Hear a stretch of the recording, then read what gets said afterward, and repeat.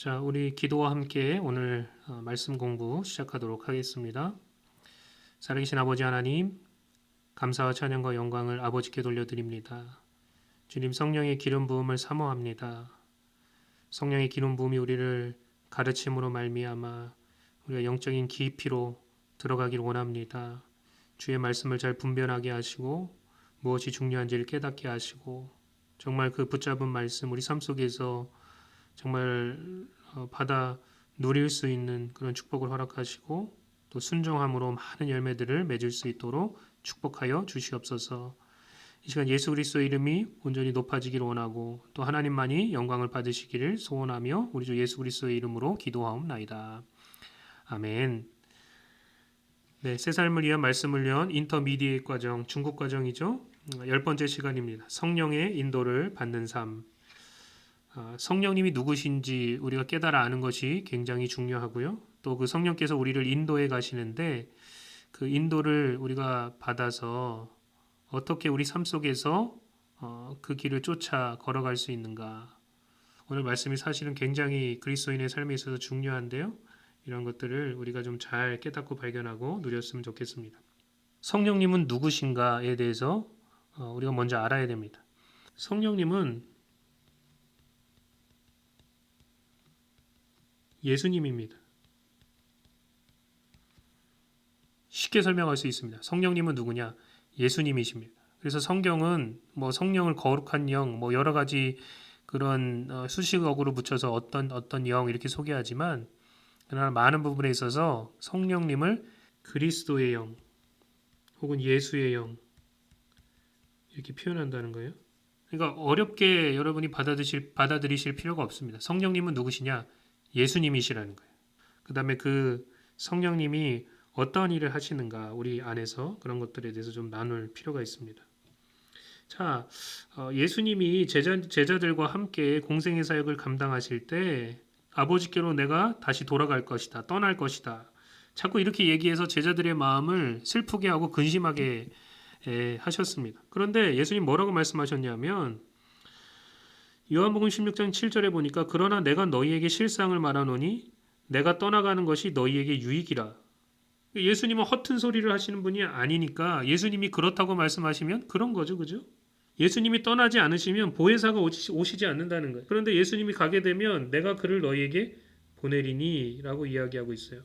보혜사, 성령이 오신다는 거예요. 그 다음에 여기 보니까 요한복음 14장 16절에 내가 아버지께 구하겠으니 그가 또 다른 보혜사를 너희에게 주사 영원히 너희와 함께 있게 하리니. 여기 보면 또 다른 보혜사라고 했습니다. 보혜사가 있는데 또 다른 보혜사가 온다는 거예요. 그러면 원래 보혜사가 누구였다는 거예요? 원래 보혜사가 있고 그 다음에 또 다른 보혜사가 있다는 거죠. 원래 보혜사는 예수님입니다. 우리를 돌보시고 은혜 베풀어 주시고 우리와 함께 계시는 그 예수님이 지금 보혜사로서 제자들과 함께 있었는데 또 다른 보혜사를 보내주신다는 거예요. 그 성령님이시죠. 그래서 영원토록 함께 있겠다, 함께 있게 하겠다라고 그렇게 말씀하셨다는 거예요. 여기서 예수님이 말씀하고자 하는 핵심은 뭐냐? 지금 예수님은 육체를 가지시고 제한적으로 제자들과 함께 계셨어요. 예수님이 어디를 가면 따라가야 됐어요. 예수님의 시간에 맞춰서 뭔가를 해야 됐습니다. 그래서 제자들뿐만 아니고 많은 사람들이 예수님을 찾고 또 병고침을 얻기 위해서 찾아왔는데 또 귀신을 쫓아내기 위해서 찾아왔는데 예수님이 계시지 않아서 막 찾는 그런 장면들이 많이 나오죠. 막 많은 사람들이 몰려가지고 예수님을 제대로 만날 수 없는 그런 일들이 굉장히 비일비재하게 많이 일어났었죠. 그러니까 만약에 예수님이 육체를 가지고 이 땅 가운데 계속 계셨다면 굉장히 제한적일 수밖에 없어요. 뭐 지금까지도 그냥 육체를 가지고 부활하신 다음에 우리와 함께 계셨다면 여러분 만약에 우리가 예수님을 만나려고 한다면 지금 예수님을 찾아가야 돼요. 예수님 있는 곳으로 찾아가야 돼요. 그럼 예를 들어 가지고 뭐 예루살렘이나 유대 땅이나 아니면 갈릴리나 나사렛이나 이런 데를 찾아가야만 한다는 거예요. 그래서 생각해 보십시오. 여러분만 찾아가겠습니까? 그게 아니죠. 전 세계 사람들이 다 예수님을 만나기 위해서 찾아갈 거예요. 예수님을 우리가 아무리 찾아간다고 해도 육신적으로 제한적이기 때문에 만날 수가 없는 것입니다. 만나 뵐 수가 없어요. 줄을 서도 뭐 제가 생각할 때 1, 2년 기다리면 만날 수 있을까요? 그것도 쉽지 않을 것 같은데요. 왜냐하면 워낙 많은 사람들이 예수님을 만나길 원하기 때문에 그렇죠. 그런데 그분이 지금 우리를 떠나서 승천하신 다음에 성령을 보내주셨는데 그 성령은 영으로 우리와 함께하기 때문에 육체의 제한을 가지고 계신 게 아닙니다. 언제나 어디서나 영원히 우리 안에 거하시고 또 우리와 함께 계십니다. 이게 놀라운 비밀이요 축복이죠. 그죠? 예수님이 지금 영으로 내 안에 영원히 나와 함께 계시다는 거예요. 그래서 그분의 이름이 임마누엘 아닙니까? 그러니까 그 임마누엘을 온전히 이루신 거죠. 뭘로 말미암아요? 성령께서 우리를 찾아오셔서 우리 안에 내주하심으로 말미암아 실제적으로 그 임마누엘을 이루셨다는 거예요. 주 하나님이 우리와 함께 계시다 함이라. 그래서 예수님이 영으로 우리 안에 우리와 영원히 함께 계신다는 그런 놀라운 축복 때문에 우리는 단순히 육적인 차원에 머물러 있는 것이 아니라 예수님과 영적으로 깊은 차원으로 들어갈 수 있게 되었다는 거죠. 자, 계속해서 보세요. 성령님이 우리 안에서 어떻게 역사하시고 계시는가? 지금 요한복음 14장 17절에 보니까 이렇게 나와 있습니다. 그는 진리의 영이라. 성령님은 진리의 영이십니다. 진리의 영이라. 세상이 능히 그를 받지 못하나니 이는 그를 보지도 못하고 알지도 못함이라. 그러나 너희는 그를 아나니. 지금 여기서 말하는 너희는 첫 번째로 제자들을 말하는 거죠. 지금 예수님이 제자들에게 이야기하고 있습니다. 지금 제자들에게 뭐라고 말씀하고 계시냐? 성령님이 오실 텐데 성령님이 너희 안에 오시면 너희가 그를 알게 될 것이라고 했어요. 왜요? 그 성령님은 예수님이시기 때문에 그렇죠. 그는 너희와 함께 거하시며 또 너희 속에 계시겠습니다. 너희와 함께 거하시며 너희 속에 계시겠습니다. 그러면서 이 18절에 아주 예수님이 정확하게 그 성령이 누군지에 대해서 힌트를 주죠. 내가 너희를 고아와 같이 버려두지 아니하고 고아와 같이 버려두지 아니하고 너희에게로 오리라. 예수님이 다시 찾아오신다는 거예요. 그래서 제자들은 그 성령이 누군지를 정확하게 알았다는 거죠. 아, 이 성령님은 예수님이구나 라는 것을 정확하게 알았다는 것입니다. 놀랍지 않습니까? 우리에게 생명 주시고 또 하나님의 자녀로 삼으시고 그냥 그 상태로 방치하거나 너네들 알아서 살아 하고 내버려 두시는 것이 아니라 우리 안에 우리와 함께 영원히 거하시기 위해서 찾아오셨다는 거죠. 그 이야기를 지금 우리에게 하고 있습니다. 그러면 이 예수님의 영이신 보혜사 성령님은 우리 안에서 어떠한 일을 하시는가? 여기 보니까 뭐라고 나와 있냐? 가르치신다 그랬어요. 보혜사 곧 아버지께서 내 이름으로 보내실 성령 그가 너희에게 모든 것을 가르치시고 우리를 가르쳐 주신다는 거예요. 또 두 번째 그분은 어떤 일을 하시는가? 생각나게 하신다는 거예요. 내가 너희에게 말한 모든 것을 생각나게 하신다는 거예요. 그러니까 성령께서 우리 안에서 가르쳐 주시고 생각나게 하신다는 거예요. 지금 이 시간에도 예수님은 성령으로 우리 안에 거하시면서 우리를 가르쳐 주시고 또 예수님의 말씀을 계속해서 생각나게 하신다는 거죠. 그 다음에 또 보세요. 16장 13절에 보니까 그러나 진리의 성령, 아까 전에 진리의 영이라고 그랬죠. 진리의 성령이 오시면 그가 너희를 모든 진리 가운데로 이끄신다는 거예요. 세 번째, 성령님은 어떤 일을 하시느냐? 진리 가운데로 이끄신다는 거예요. 그분은 진리의 영이시기 때문에 이상한 대로 이끄시는 분이 아니에요. 우리를 반드시 진리 가운데로, 하나님의 말씀 가운데로, 하나님의 약속 가운데로 인도하신다는 거죠. 영적인 길로 인도하신다는 거죠. 그 길로만 따라 걸어갈 수 있다면 여러분 우리는 영적으로 반드시 승리할 수밖에 없습니다. 근데 여기 보니까 뭐라 그랬냐? 그가 스스로 말하지 않고 예수님하고 똑같죠? 예수님도 스스로 말하시는 분이 아니었습니다. 그죠? 예수님도 하나님으로부터 듣고 본 것만을 행하셨습니다. 근데 여기도 보니까 그가 스스로 말하지 않고 들은 것을 말한다 그랬어요. 하나님께서 알려주신 것을 우리에게 말해주신다는 거예요. 그리고 네 번째 뭐라고 얘기하고 있냐? 장래일을 알려주신다는 거죠. 여러분 성령님은 장래일도 알려주시는 분입니다. 놀랍죠? 그죠? 우리의 삶을 살아가면서 우리 앞에 놓여진 그런 여러 가지 일들에 대해서 성령님은 우리에게 말씀해 주시는 분이라는 거예요. 이런 것을 우리는 삶 속에서 많이 경험할 수 있죠. 그런 간증과 고백들이 우리 가운데 넘쳐날 수밖에 없습니다. 성령님께서 하시는 역할이시기 때문에 그래요. 그분께서는 우리에게 가르치시고 생각나게 하시고 진리 가운데로 이끄시고 또 장래일도 알려주셔서 하나님이 원하시는 길로 우리를 인도해 가신다는 이야기를 하고 있는 것입니다. 영어로 한번 이 성령님의 그런 역할들을 한번 정리를 해보겠습니다. 뭐라고 정리할 수 있냐? 자, 처음에는 comforter입니다. 위로자죠, 위로자. 우리를 위로해 주시고 힘 주시는 분이세요.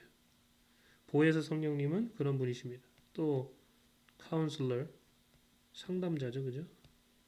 우리의 모든 것들을 그분께 맡기고 아뢰일 때 그분께서 우리에게 말씀해 주셔서 뭐 위로해 주시기도 하고 길을 어떤 길이 정말 좋은 길인지 어디로 걸어가야 될지를 우리가 깨달아 알게 되는 거죠.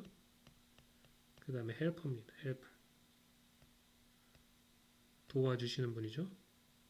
그 다음에 아까 전에도 우리가 같이 뭐 나누지만 teacher. 우리를 가르쳐 주시는 분이. 그 다음에 intercessor. 우리의 중보자가 되시죠. 그죠? 이게 다 보혜사 성령으로서 역할이라는 거예요. 그 다음에 또 뭐냐? advocate. 이건 뭡니까? 우리의 변호자가 되신다는 거죠. 그죠? 그 다음에 strengthener. 힘주시는 분이라는 거죠. 예수님은 지금 우리를 돕기 위해서 우리의 연약함을 돕기 위해서 우리를 도와서 정말 영적인 길로 걸어가게 하기 위해서 지금 우리와 함께 계시는 분이라는 거예요. 스탠바이는 뭡니까? 옆에서 딱 대기하고 계시다가 도와주시려고 그렇게 하시는 분이다. 이렇게 이야기하고 있죠. 참 우리가 주님을 섬겨드려야 되는데 주님이 이렇게 우리를 섬겨주고 계십니다. 우리를 사랑해 주시고 은혜 베풀어 주시길 원하시기 때문에 그렇다는 거죠. 이게 지금 성령님의 역할이라는 거예요.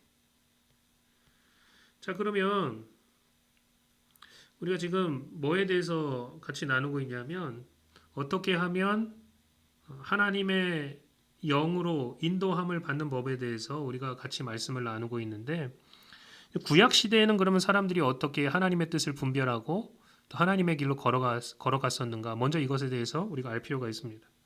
구약 시대에도 하나님께서 그 백성들을 인도하시는 인도법이 있었어요. 첫 번째는 뭐냐? 제사장을 통해서 인도하시는 건데 제사장 그 에봇, 제사장 옷 앞에 보면 흉배판 앞에 보면 그 안에 우림과 둠밈이라는 도구를 이 도구입니다. 이 도구를 넣어둘 수 있었어요. 그래서 이것이 뭘 하냐? 하나님의 뜻을 묻는 도구였어요. 하나님의 뜻을 이것을 가지고 물었다는 거예요.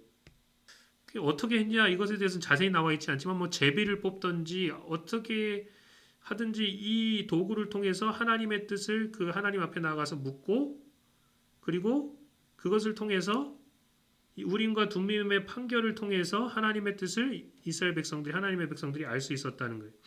자, 한번 보세요. 민수기 27장 21절에 보니까 그는 이 그라는 건 하나님의 백성입니다. 하나님의 백성이 하나님의 뜻을 알기 위해서는 그는 제사장 엘르아살 앞에 설 것이요. 엘르아살은 그를 위하여 우림의 판결로 그죠? 우림의 판결로 여호와 앞에 물을 것이요. 그러니까 하나님의 뜻을 묻는 도구였다는 거죠. 그와 온 이스라엘 자손 곧 온 회중은 엘르아셀의 말을 따라 나가며 들어올 것이니라. 나가야 될지 들어와야 될지 뭘 해야 될지 어떻게 알 수 있었냐? 제사장을 찾아가서 우림과 둠밈의 판결로 하나님의 뜻을 물을 수 있었다는 거예요. 이게 한 가지 구약 시대에 하나님의 뜻대로 하나님의 길로 걸어갈 수 있는 그런 비결이었죠. 하나님의 뜻을 묻는 길이었다는 거예요. 두 번째, 제사장이 아니면 또 누굴 찾아가야 되냐? 선지자를 찾아가야 됐다는 거예요. 선지자를 통해서 하나님께서 말씀하시는데 환상이나 꿈이 주된 통로였다는 거예요. 민수기 12장 6절에 보면 이르시되 내 말을 들으라. 너희 중에 선지자가 있으면 여호와가 환상으로 나를 그에게 알리기도 하고 꿈으로 그와 말하기도 하거니와.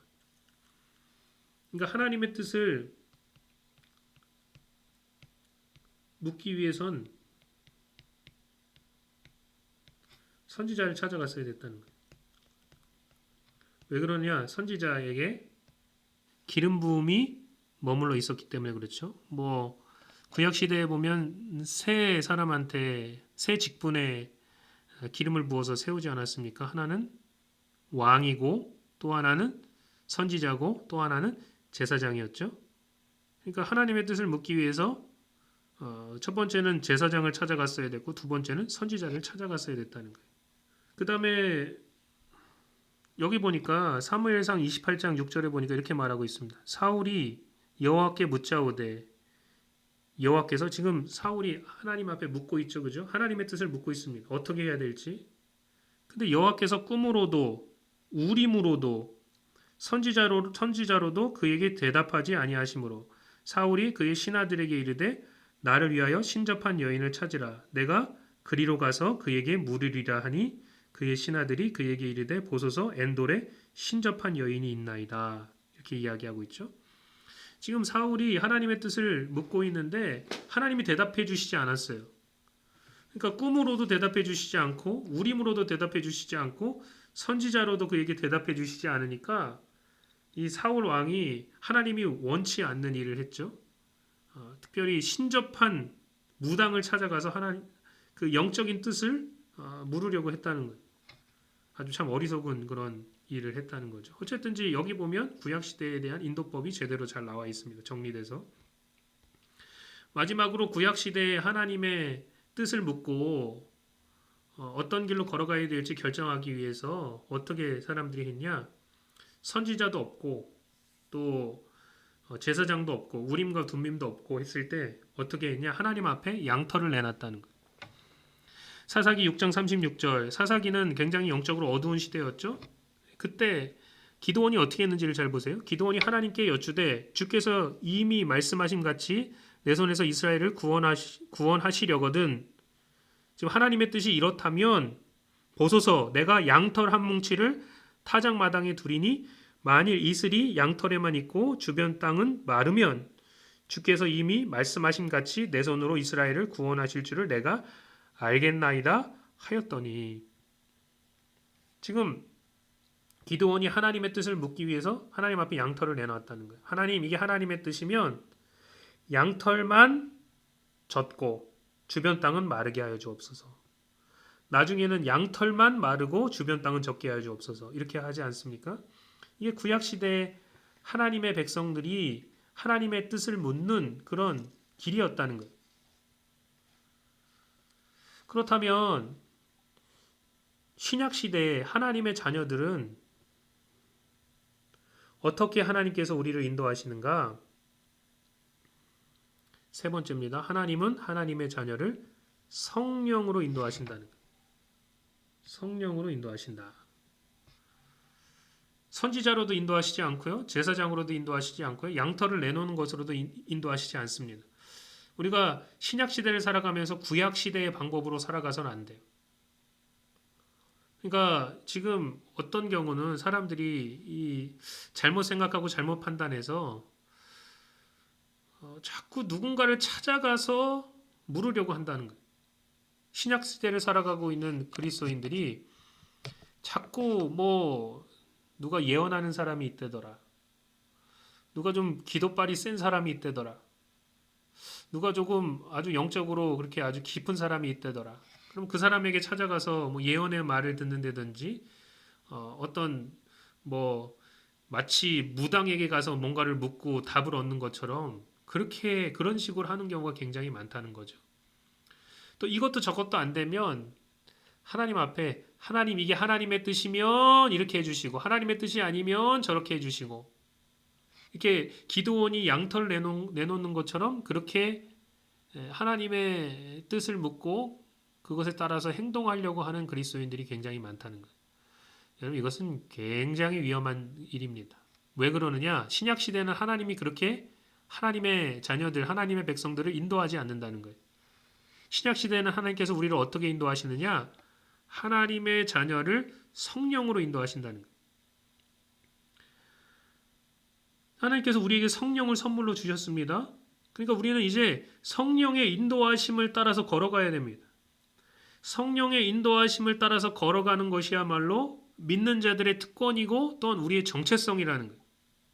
이것은 우리의 정체성입니다. 자, 로마서 8장 14절에 보니까 무릇 하나님의 영으로 인도함을 받는 사람은 곧 하나님의 아들이라 이렇게 이야기하고 있습니다. 하나님의 아들은 누구냐? 하나님의 영으로 인도함을 받는 자라는 거예요. 이게 거듭난 자의 삶의 정의라는 거죠. 거듭난 자는 누구냐? 하나님의 자녀는 누구냐? 성령의 인도를 받는 자들이다. 그러니까 우리가 명심해야 될 것은 뭐냐? 성령께서 지금 밖에 계시는 게 아니에요. 내 안에서 살아 역사하시기 때문에 모든 하나님의 인도하심과 영적인 답은 밖에 있는 게 아니라 내 안에, 내 영에 있다는 거예요. 우리는 자꾸 답을 밖에 가서 찾으려고 합니다. 다른 사람에게 가서 찾으려고 합니다. 아니면 밖에 뭔가 양털을 내놓고 하나님께 증거를 요구합니다. 근데 그게 아니라는 거예요. 정말 하나님의 길은, 하나님의 뜻은, 하나님의 답은 내 안에 있다는 거죠. 왜요? 내 안에 성령께서 내 영과 함께 계시기 때문에 그렇죠. 구약 시대는 성령이 사람들 안에 내주하지 않았습니다. 특별한 사람들에게만 성령의 기름 부음이 머물러 있었지 성령께서 그 심령 안에 내주하고 계시지는 않았어요. 그러니까 영적인 길, 영적인 답을 얻기 위해서 외부를 찾아갈 수밖에 없었습니다. 뭐 자기 자신에게 기름 부음도 없었고요. 성령님이 안에 내주하고 계시지도 않았기 때문에 기름 부음이 있는 사람을 찾아가야만 했다는 거예요. 아니면 그것도 없으면 양털이라도 하나님 앞에 내놓아야만 했습니다. 그러나 신약 시대를 살아가고 있는 우리는 그럴 필요도 없고 그렇게 해서도 안 된다는 거예요. 여러분 그렇게 했다가는 큰 코 다치는 경우가 굉장히 많습니다. 다른 사람을 뭐 믿었다가는 큰 코 다치는 일이 많습니다. 왜냐하면 진짜 정답은 내 안에 있기 때문에 그래요. 다른 데 있는 게 아닙니다. 여러분 이 말씀을 여러분 잘 새겨 들으세요. 진짜 영적인 길, 영적인 정답은 어디 있냐? 여러분 안에 있습니다. 다른 데 있는 게 아닙니다.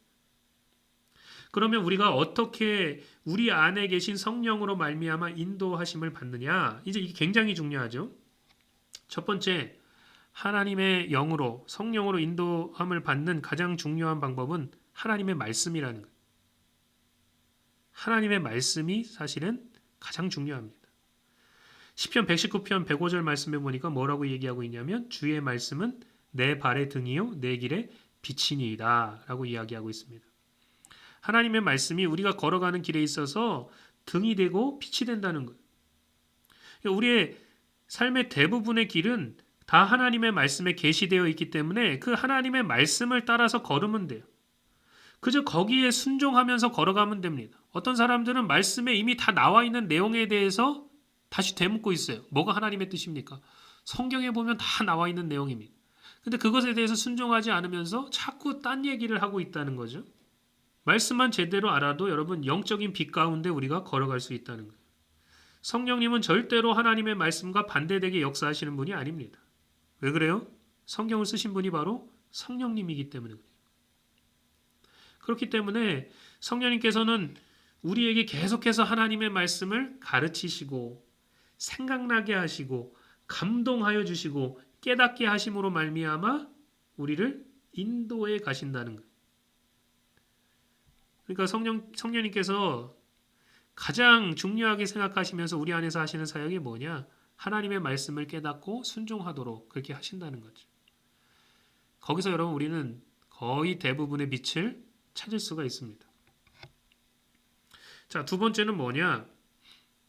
성령의 내적인 증거입니다. 내적인 확신이에요. 성령께서 우리에게 내적인 증거, 내적인 확신을 주신다는 거예요. 어디로 걸어가야 될지, 무엇을 붙잡아야 될지 내적인 증거, 내적인 확신을 주십니다. 요한일서 5장 10절에 보니까 이런 말씀이 나옵니다. 하나님의 아들을 믿는 자는 자기 안에 증거가 있고, 잘 들으세요? 하나님의 아들을 믿는 자는 자기 안에 증거가 있다는 거예요. 하나님을 믿지 아니하는 자는 하나님을 거짓말하는 자로 만드나니 이는 하나님께서 그 아들에 대하여 증언하신 증거를 믿지 아니하였습니다.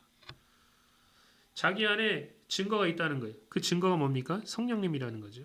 성령으로 우리를 인쳐 주셨습니다. 성령이 우리 안에 거하십니다. 그래서 그 성령님이 우리 안에서 증거하신다는 거예요. 그 안에서 확신하게 만드신다는 거예요. 그래서 로마서 8장 15절 우리가 잘 아는 말씀인데 여기 보면 이렇게 나와 있죠. 너희는 다시 무서워하는 종의 영을 받지 아니하고 양자의 영을 받았으므로 우리가 아빠 아버지라 부르짖느니라. 성령이 친히 우리의 영과 더불어 우리가 하나님의 자녀인 것을 증언하시나니 이렇게 이야기하고 있습니다. 그러니까 성령께서 우리 안에서 증거하심으로 우리가 내적인 확신을 갖게 된다는 거예요. 너는 하나님의 자녀야. 이렇게 계속해서 증거해 주심으로 그렇지 나는 하나님의 자녀야. 이 확실한 그 확증 가운데서 우리가 행할 수 있게 하셨다는 거예요. 그러니까 이 내가 하나님의 자녀라는 확신에서 내적인 증거가 시작되는데 그냥 단순히 하나님의 아들이라는 하나님의 자녀라는 확신뿐만 아니라 삶 속에서 여러 가지 그런 삶의 지경에서 여러 가지 확신이 우리 가운데 온다는 거예요. 여러 가지 감동이 우리에게 온다는 거예요.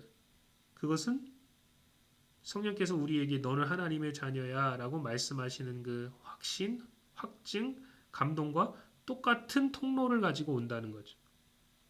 확신과 그 감동과 그 증거가 삶의 전반적인 영역에서도 또한 역사한다는 거예요. 그러니까 우리가 삶을 살아가면서 하나님께서 우리에게 내적인 확신을 주신다는 거예요. 이 길이 하나님의 길이야. 이것은 하나님이 원하시는 길이야. 이것은 하나님이 원하시는 길이 아니야. 라는 확신을 준다는 거예요. 그 확신, 그 증거는 처음에 어디서부터 시작되느냐? 내가 하나님의 자녀라는 확신에서부터 시작된다는 거죠. 그런 확신이 올라오는 통로와 같은 영적인 통로에서 삶 속의 여러 가지 길 가운데 우리가 확신할 수 있는 그런 것들이 오게 된다는 이야기를 하고 있습니다. 그 연결되는 이야기인데요. 세 번째, 지금 같이 연결되는 이야기입니다. 우리 안에는 영적인 신호등이 있다는 거예요. 우리 안에는 영적인 신호등이 있습니다. 잠언 20장 27절에 보니까 이렇게 이야기합니다. 사람의 영혼은 여호와의 등불이라 사람의 깊은 곳을 살피느니라. 지금 하나님께서 사람의 영혼에 등불을 켜주신다는 거예요. 빛을 비춰주신다는 거예요. 우리 안에 영적인 빛이 있다는 거예요. 더 쉽게 설명하면 영적인 신호등이 있다는 거예요. 그래서 우리가 어떠한 영적인 인식을 갖게 된다는 거죠. 그것에 대해서 예를 한번 들어보겠습니다. 지금 사도 바울이 사도행전 27장 9절에서 이제 로마로 죄수의 몸으로 로마로 가게 되면서 배를 타고 가게 됐죠. 근데 이런 장면이 나와요. 여기 보면 여러 날이 걸려 금식하는 절기가 이미 지났으므로 항해하기가 위태한지라. 지금 항해할 수 있는 그런 시즌이 아니에요. 바울이 그들에게 권하여 말했는데 뭐라고 말했냐. 여러분이요 내가 보니 이번 항해가 화물과 배만 아니라 우리의 생명에도 타격과 많은 손해를 끼치리라 하되. 지금 사도 바울이 영적으로 이 항해가 위험할 것을 이미 알고 있었다는 거예요. 근데 여기서 내가 보니라고 했던 이 단어는 원어를 따져보면 뭐라고 따질 수 있냐? 내가 인식하건대 이렇게 따질 수 있다는 거예요. 그러니까 사도 바울은 앞에 닥칠 위험에 대한 영적인 인식을 가지고 있었다는 거예요. 영적인 인식을 가지고 있었습니다. 우리도 마찬가지라는 거죠. 우리가 어떤 일을 앞에 놓고 그것에 대해서 생각하고 기도하고 하다 보면 우리는 어떤 영적인 느낌, 인식이라는 것을 가지게 된다는 거예요. 그래서 우리가 기도하면서 어떤 것을 생각할 때 평안과 기쁨이 있으면 이것은 영적으로 녹색 신호등과 같은 것입니다. 그래, 그게 하나님의 뜻이고 그 길로 걸어가야 한다는 거죠. 그런데 우리가 어떤 것을 생각하고 기도할 때 영적으로 불안감이 있고 거리낌이 있다면 그것은 영적인 적색 신호등입니다. 그 길로 걸어가면 안 된다는 이야기를 하고 있는 거예요. 물론 우리가 어떤 것에 대해서 생각하고 기도할 때 때로는 기다림이 필요할 때도 있죠. 그것은 영적으로 주황색 신호등이죠. 그러니까 성령께서 우리 안에서 이런 식으로 역사하신다는 거예요. 우리 안에 영적인 신호등이 있다는 거예요. 우리 안에 어떤 영적인 인식이 있다는 거예요. 그러니까 사도 바울이 지금 그 앞에 놓여진 이런 일들을 생각하면서 기도할 때 영적으로 깨어 있으니까 그 앞에 놓여진 위협에 대해서 영적으로 인식할 수 있게 되었다는 거예요. 거리낌이 있었다는 거예요. 불안함이 있었다는 거예요. 아, 이게 잘못될 것 같구나 하는 그런 생각이 그 인식이 사도 바울 가운데 있었다는 거죠. 그러니까 하나님께서 이런 방식으로 우리를 인도하신다는 거죠. 네 번째, 하나님께서 우리를 어떻게 인도하시느냐? 영의 소리, 양심을 통해서 우리를 인도하십니다. 우리가 거듭났어요. 거듭났다는 것은 새로운 영, 새로운 마음, 심령이죠. 새로운 심령을 갖게 되었다는 것. 그러니까 이 새로운 영은 우리에게 말을 합니다. 우리의 심령은 우리에게 말을 해요. 내적인 음성, 내적인 사인을 준다는 거예요. 이게 들리는 소리가 우리의 귀에, 육적인 귀에 들리는 소리가 아니지만 여러분 우리의 영은 소리를 가지고 있습니다. 만약에 여러분이 뭔가 잘못된 생각을 하고 나쁜 생각을 했다고 보세요. 그러면 여러분의 영이 소리를 냅니다. 그건 잘못된 거야. 그것은 하나님의 자녀로서 할 일이 아니야. 또한 여러분이 만약에 거짓말을 하면 양심이 가책을 받아서 이 양심이 울립니다. 그러니까 이 양심이 우리에게 증거하고 있다는 거죠. 그러니까 영에는 소리, 사인이라는 게 있다는 거예요. 그것을 우리는 양심이라고 말합니다. 로마서 9장 1절에 보니까 이렇게 얘기하고 있죠. 내가 그리스도 안에서 참말을 하고 거짓말을 아니하노라. 나에게 큰 근심이 있는 것과 마음에 그치지 않는 고통이 있는 것을 내 양심이 성령 안에서 나와 더불어 증거하노니 이렇게 이야기하고 있습니다. 지금 사도 바울의 양심이 성령 안에서 지금 증거하고 있다는 거예요.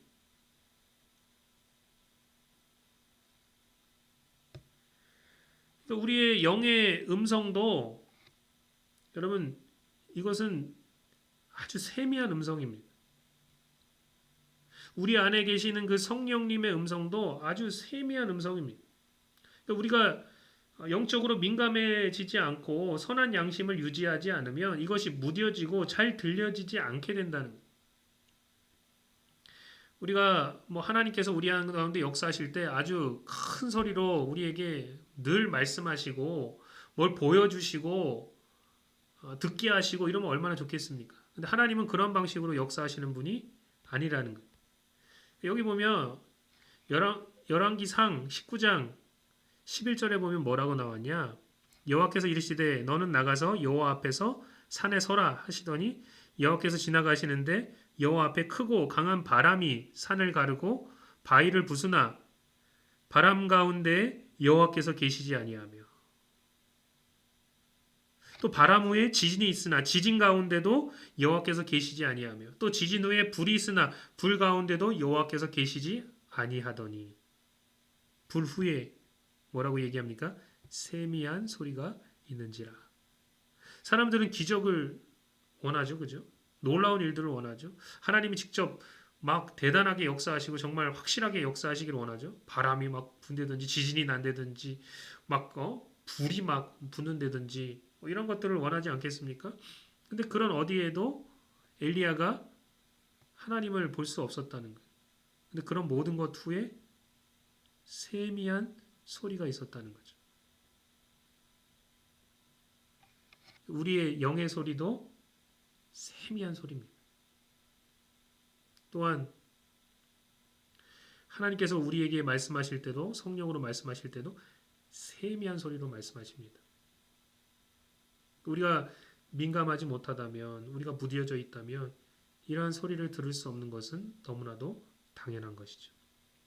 그래서 영적으로 깨어있고 민감하고 선한 양심을 유지하는 것이 굉장히 중요합니다.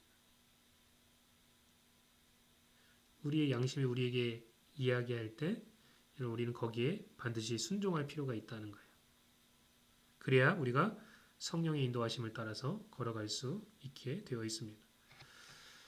특별히 우리가 좀 알아야 되는 것이 있는데, 여러분, 우리의 이 영은, 거듭난 우리의 영은 우리의 머리로 아는 것보다, 우리의 머리가 알고 있는 것보다 사실은 더 많은 것을 알고 있습니다.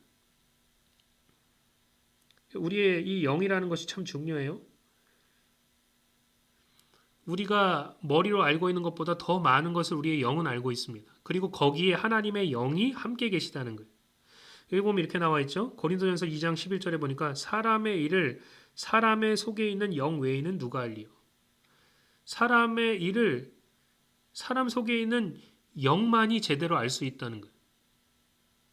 그러니까 이 사람의 영은 정말 어떤 상황이 일어나고 있고 우리가 무엇을 붙잡아야 되고 어디로 걸어가야 되는지를 정확하게 알고 있다는 거예요.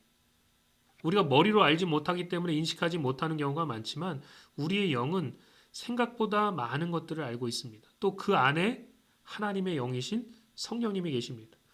그러니까 이 성령이 아니고는 하나님이 어떠한 생각을 하시고 어떠한 뜻을 가지고 있는지 우리는 분별할 수 없어요.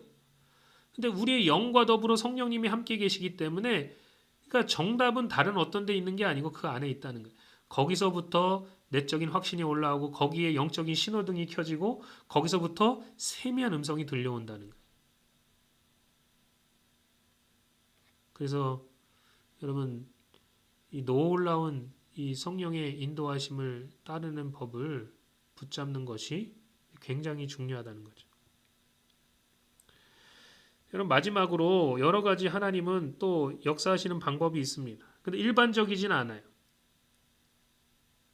우리는 때로는 일반적이지 않은 방식을 원할 때가 참 많은데 여러분 우리 안에서 성령께서 말씀으로 하나님의 말씀으로 내적인 증거와 확신으로 또 영적인 신호등으로 또 영적인 그런 세미한 소리로 우리를 인도하시는 것이 사실은 우리를 인도하시는 주된 방식이고 사실은 그게 우리 삶 속에서 역사하는 가장 놀라운 기적입니다. 근데 때로는 우리가 일반적이지 않은 방식을 요구할 때가 참 많다는 거죠. 물론 하나님은 그렇게도 역사하십니다.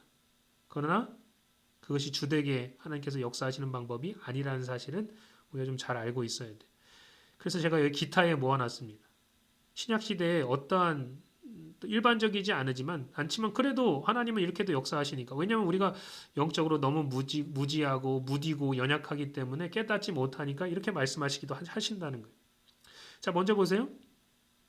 사도행전 10장 19절에 보니까 베드로가 환상을 보았습니다. 하도 그냥 말을 안 듣고 이방인들에게 가지를 않으니까 하나님께서 이방인의 그 전도의 문을 선교의 문을 여시기 위해서 베드로에게 환상을 보여주시죠. 고넬료에게 가서 이방인에게 처음으로 복음을 전하고 성령 받아야 되기 때문에 이런 일들이 일어나게 된 거죠. 베드로가 그 환상에 대해서 생각할 때 여기 보시면 성령께서 그에게 말씀하시되 그랬습니다. 이거는 성령께서 직접적으로 권위 있는 음성으로 말씀하셨다는 이야기를 하고 있는 거예요. 이것은 뭐 일반적이지 않은 방식이죠. 그죠? 직접적으로 말씀하셨다는 거예요. 막 어떻게 보면 막 귀에 들리는 것처럼 이렇게 말씀하셨다는 거예요. 왜 그랬을까요? 베드로가 웬만해서는 가지 않을 것 같으니까 하나님이 이렇게도 역사하신다는 거죠. 그러니까 때로는 우리가 환상을 볼 때도 있어요. 때로는 우리가 꿈을 꿀 때도 있어요. 많은 그리스도인들이 영적인 꿈을 꿉니다. 자, 그 다음에 또 어떤 일들이 있느냐?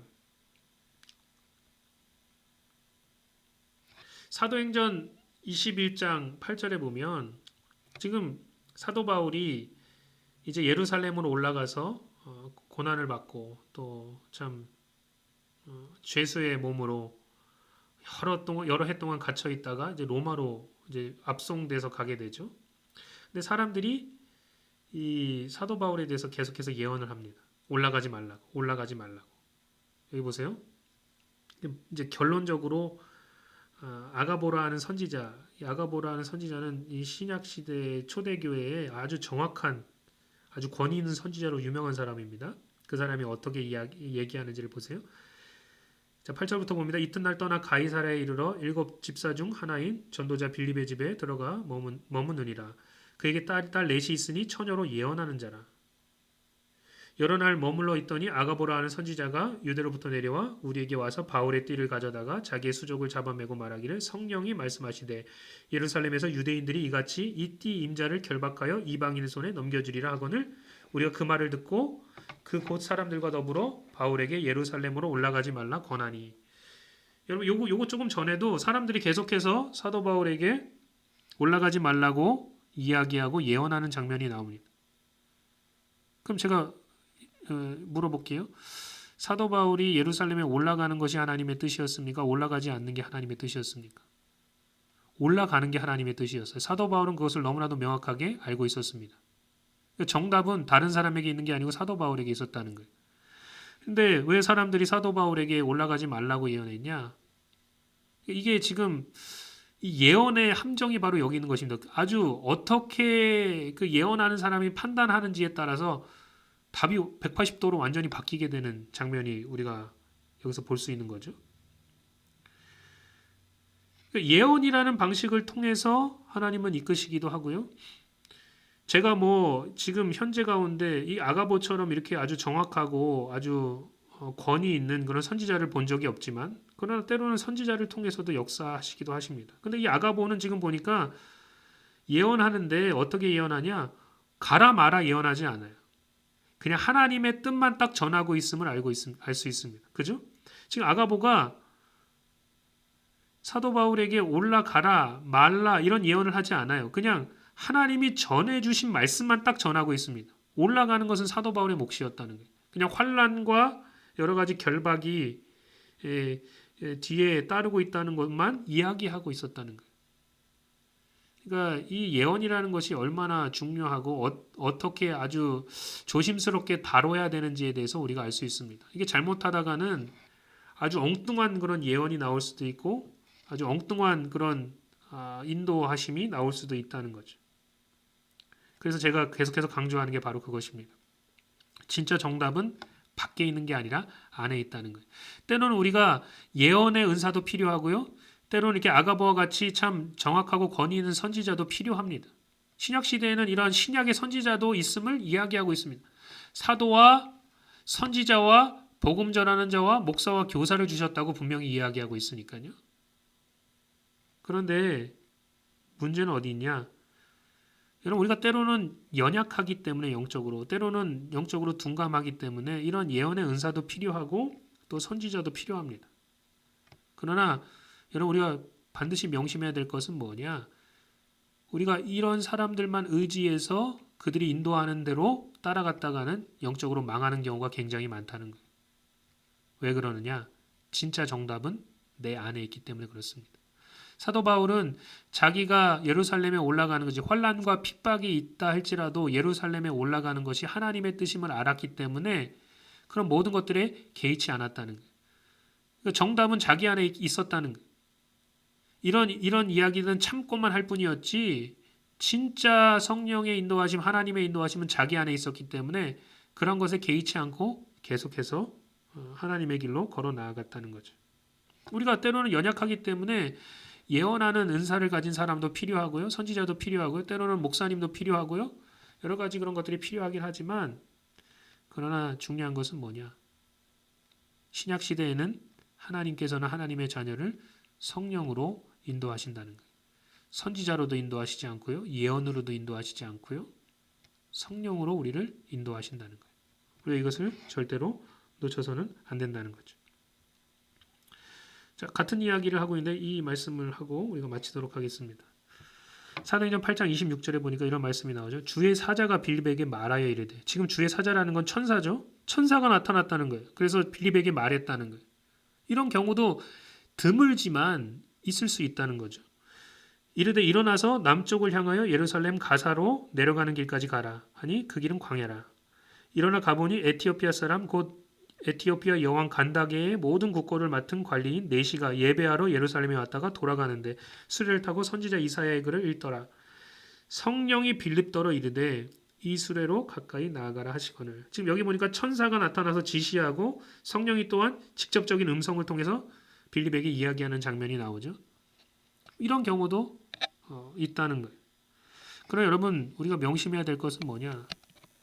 우리가 마지막에 다루었던 이런 모든 내용들은 일반적이지 않다는 거예요.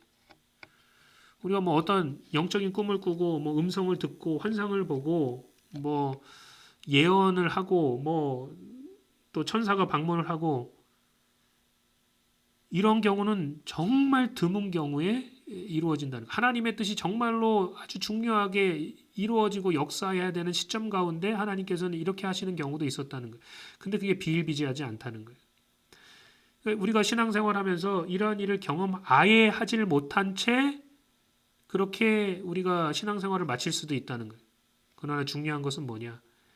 이런 게 진짜 기적이 아니라 성령께서 내 안에 계시는 게 기적이고 성령께서 내 안에서 우리를 초자연적인 방법으로 즉 성령께서 하나님의 말씀을 통해서 성령의 감동과 증거와 확신을 통해서 또 우리 안에 켜주시는 그런 영적인 신호등을 통해서 또 세미한 음성을 통해서 우리를 인도하신다는 사실을 우리가 절대로 놓쳐서는 안 됩니다. 오늘 이 들은 말씀 기억하시면서 성령께서 우리를 인도해 가실 때 그렇구나 성령께서 이렇게 인도하시는구나 라는 것을 깨닫고 삶 속에서 누리시기를 주님의 이름으로 축복합니다. 네, 오늘은 여기까지 하도록 하겠습니다.